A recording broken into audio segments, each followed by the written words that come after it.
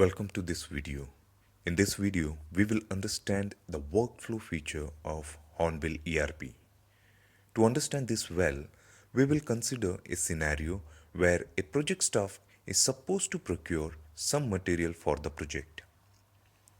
We will understand this using the system interface.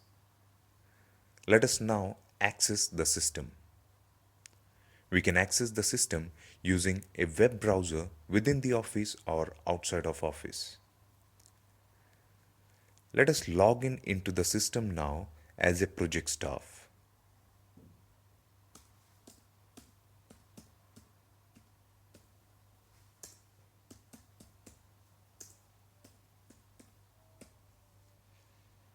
This is the basic interface through which any user will be interacting with the system.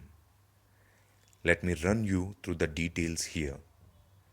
The folder section shown will contain folders specific to all departments the logged in user will be interacting with. The menu bar contains all the tabs the logged in user is supposed to act on. For example, raise a purchase request, etc. We will explore more of it in some time. We can see here the project staff is expected to interact with administration, planning, marketing, RM store, and projects department. The messages from all these departments will be received in these specific folders for the project staff to view and act upon. From the previous slide, we have understood the basic interface of the system. Now we will understand a workflow to raise purchase request in the system. This workflow is designed specially for a client and can be redesigned to meet your specific requirements. This slide represents the complete workflow. In the next slide, we will have a look into unit-wise section of this workflow, after which we will understand same workflow using the system interface.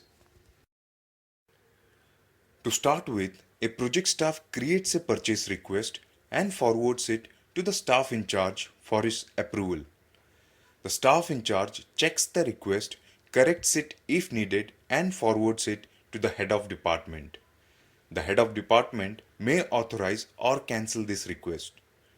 Once he authorizes it, it gets forwarded to the staff in charge of the material department.